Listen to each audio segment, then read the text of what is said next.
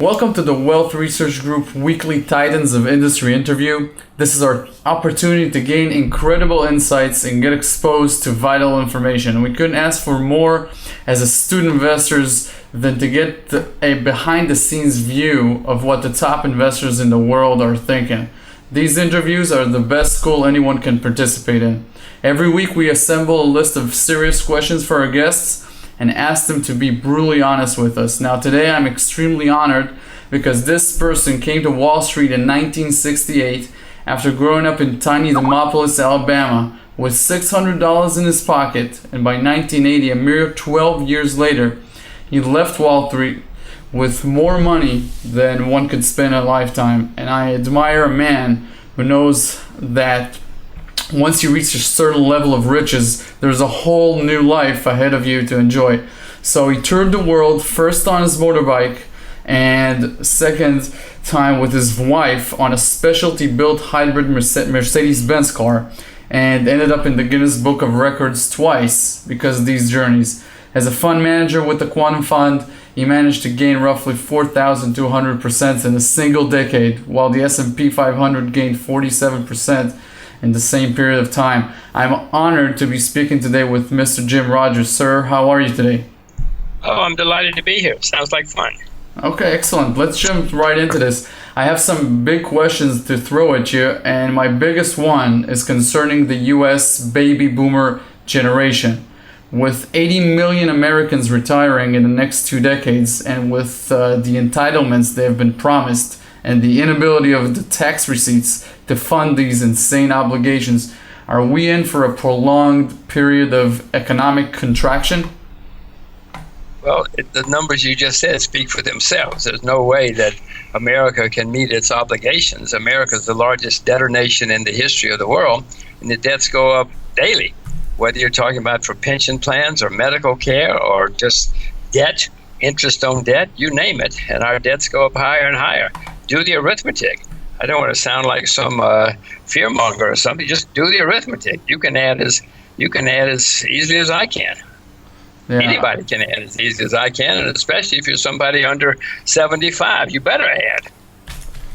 Yeah, these numbers are very, very scary. How do you see the BRIC countries, Brazil, Russia, India, and China, and many other fast-growing countries in the developing world, with their large appetite to enjoy better living and growing middle classes, and their young demographics taking the place of the U.S. as the centers of economic power in the world during the next few decades?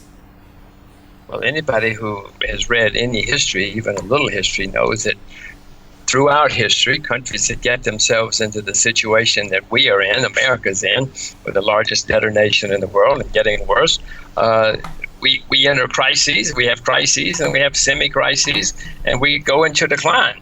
I don't think there's any question that America is certainly in relative decline, if not absolute decline. Look out the window, read the newspapers, watch TV. You know what's happening as well as I do, and it's always happened that way, always. And it's happening again.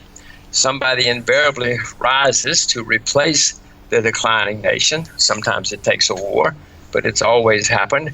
The countries you mentioned, and as far as I can see, China is certainly going to be the most important country in the 21st century.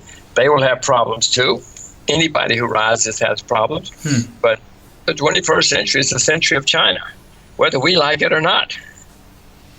That's very interesting. Turning to precious metals for a minute, I'm seeing negative interest rates as the main force driving the prices of metals higher, and I also see a lot of challenges for insurance companies, banks, pension funds, and just any institutions that for decades have been counting on bonds to generate yields and profits to stay afloat. How severe is negative interest rates to the overall economy? And conversely, how bullish is it to sound money, to real money, gold and silver? How severe is it? It's a disaster. These guys are ruining the people who save and invest. Everybody listening to this, their parents taught them, save your money, invest for the future, and you will come out okay. Well, many people do that. Many people have done it, and many others do it. all of them are being wiped out now, unfortunately. If you're a pension plan or an insurance company or an endowment or a trust or whatever, most are being wiped out now because they're earning no return on their money, even though they have saved and invested prudently for the future. It's a disaster for just about everybody. It's being done at the expense of the people who didn't save, who went and recklessly borrowed a lot of money or spent money on foolish things. These guys, the central banks, are trying to bail out the people who shouldn't be bailed out at the expense of the people who, I mean, when you lose your saving and investing group in society, you usually wind up with serious, serious problems. History shows it. Don't listen to me. Just read some history and you will see. And that is what's happening now. This is a disaster for many people, even when and by the way, when interest rates go higher, as they will someday, you're going to find a lot of the people in the meantime, it's not going to save them. It's not going to save the state of Illinois. It's not going to save the state of New Jersey or California. Higher interest rates are going to be devastating for all the debtors that these incompetents in the central banks are trying to save. No, we got a serious, serious crisis ahead of us. A lose-lose situation. Jim, you've seen more of the world than most see on TV, and you've been able to experience many amazing things in your life. There are many people listening to this show who are looking to plant their flags in an industry that offers them both excitement and a bright future. Where do you see the most opportunity for people right now? Well, first of all, nobody should listen to me. They should only find excitement in what they themselves love and their own passions. Don't listen to somebody on the internet or on TV or in the newspaper. Figure out what you love, and then do it. No matter how many people. In fact, the more people who laugh at you, the better, usually. So figure out your passions and do it. Now, when I went to Wall Street, for instance, it was a backwater. It was a disaster. Fortunately, I didn't know that. Nobody told me to stay away. If they told me, I might not have done it. But since I didn't know it, I went to Wall Street because I loved it. Only because I loved it. And it was great for everybody, at least for me and for the people where I work. So you should figure out what you love. I mean, some things that I see in the future that are great. I'm very bullish on agriculture. I'm very bullish on, China's a very polluted nation. Anybody who can clean up China is going to make a fortune. Asian tourism has a huge future because there's so many Asians who can travel now and are able to travel. They've not been able to travel for decades. Now they can. So there's some industries of the world that have a magnificent future. But don't do it. I mean, if you don't like being out in the sun, you shouldn't think about agriculture at all. That's very interesting about tourism in Asia. I'm very excited about these opportunities. Jim, do you feel that the policymakers of the global economy are really just postponing the inevitable, and that sooner rather than later there would have to be a crisis resulting from this fiat currency system being pushed to its limits with QE, bailouts, the negative interest rates, all these wacky methods central banks are coming up with to try and make this dying system basically live a little longer? Well, there's no question. I said, America's the largest debtor nation in the world, and it's getting higher and higher. We're not the only ones, though. Great Britain essentially is bankrupt. Many countries in Europe are essentially bankrupt now. A lot of people have been printing money to try to prop the system up and raising debt. The idea that the solution to too much debt is more debt, I mean, it's staggering to me that grown-ups can say something like that, but you see it every day. People are saying, yeah, we'll just borrow more money and everything will be okay. No, we're going to have a major crisis. You call it fiat money. Doesn't matter what it's called or why. The situation is that many countries, look at most of the European countries, they are insolvent. They're essentially insolvent. Look at many of the U.S. states. Look at the U.S. government. Japan essentially, I don't know how they're ever going to survive. They've got a declining population, huge internal debt, and debt going higher and higher. So much of the world right now has got a future that cannot be paid off unless you totally just print. I mean, yeah, we'll all get paid off. We get paid off in worthless dollars someday. That may be the answer. That's often the answer. You know, when the Soviet Union collapsed, everybody got paid, but they got paid in worthless rubles. It didn't do you any good to get paid because you were broke. Well, that's often the way things are resolved. You get paid in nominal fiat currency, but not in purchasing power. I understand. How does one prepare to position himself in light of this situation? Well, again, people should only do what they know about it. You should not listen to me or somebody else. If I said buy X and you know nothing about X, you should not think about investing in X. Stay with what you know. I mean, I am shorting stocks in the U.S. I'm short junk bonds. I'm long China. I own some Russian investments. I'm long agriculture. These are things I'm doing. I own some gold and silver, although I'm not buying now.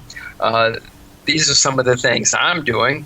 But please, if you can't find Russia on a map, or you can't spell China, please, for goodness sakes, don't think about it. Don't think about investing in places like that. If you don't know what selling short is, under no circumstances should you go and sell short until you know what you're doing. Stay within your circle of competence. I understand that exactly. I don't know if you heard the story, but the Olympics have brought to the surface the story of Julius Yigo, and he's a Kenyan javelin thrower who went to internet cafes throughout his childhood and taught himself the techniques of the world champions by watching them online. And he became world champion last year in Beijing without ever having a personal coach. He just advanced to the Olympic finals a few hours ago. What role do you think this internet revolution and technology and connectivity now allow people from all around the globe to access information? How does this affect the future? Will investors use this information, do you think, to keep themselves away from being dictated by fear and greed because there's so much information available? Or do you think it will be just the same old succumbing to emotions? Well, no, the internet, everything you know or think you know is probably wrong right now. But that's always been the case. History's always changing, which is very dramatic for all of us. Pick any year in history, 1900. And then everything that people thought was correct in 1900 was not correct 15 years later. Pick any year, 1950. You pick the year, and the world dramatically changes over the next 15 or 20 years. It's always happened that way and always will. Now, the internet, of course, makes many things happen faster. You just mentioned an astonishing story. There can be many like that. It's changing everything. My children will probably never go to a bank when they're adults. They'll probably never go to a post office. They may rarely go to a doctor. There's no need to. You can do it all on the internet now, just as you well know. Who knows? I mean, I go to hotels, and it may all be B2B somehow. There are many, many things that are changing, as we know. You don't have to go to school to learn Spanish anymore. You can do it all on the internet. You can learn physics on the internet. You can learn anything on just about anything on the internet, including throw a javelin, apparently. So everything that you have in your mind is probably wrong right now, especially if you look at the internet. That's an amazing way to look at it. I mean, Albert Einstein said that 95% of the people are wrong 95% of the time, and I guess that's what you're saying in other words. Lastly, do you fear any major wars because of these epic changes? Well, throughout history, when you've had a stagnant major power, the dominant power has stagnated and started declining or corroding from within, and you've had a rising power, it has nearly always led to war. Again, this is simple history. Some studies show, and I have not checked these, but some studies show that whenever there are shortages of raw materials developing, that usually has led to war too. And we have shortages of many raw materials developing now. So history would indicate, and circumstances would indicate, that there's going to be war. Unfortunately, we've always had war, and unfortunately, very few, if any, wars can be justified by most people. So, yes, we're going to have war. Yes, it's going to cause massive destruction of people, assets, capital, and everything else. Yes, it will be a waste of time, energy, money, life, and everything else. But yes, it's going to happen. My advice is, one of the things I've written some books, and one of the things that I advise my children in the books is, when the war comes to your country, get out, because they're going to be nothing but lies. I'm not the first to point out that whenever war comes, the first casualty of war is truth, because governments start lying. And the great poets of, in fact, a Nobel Prize-winning poet put on his son's grave, when he was killed in the First World War, ask them why we died. When you ask them why they died, tell them it's because our fathers lied. That's always the case. It's always the case. So I've told my children, when the war comes, if they happen to be in a country in the war, get out. Go somewhere else, because nothing good ever comes of war except there's always destruction, bankruptcy, disaster. Just get out and let the people who are foolish enough to be in the war, let them destroy each other. You get out and survive. That's some powerful, powerful insights. Jim, this past week I've read The Gift to My Children and Adventure Capitalist myself, 2 of the 6 amazing books you wrote. I bought them on Kindle, and I think everyone should take advantage of this world-class education for the price of a small lunch if you're serious about generating stock market wealth. I want to thank you a lot for spending time with us, and to wish you all the best, sir. We've learned a lot from you. Thank you very much. Well done. Let's do it again sometime. Thank you.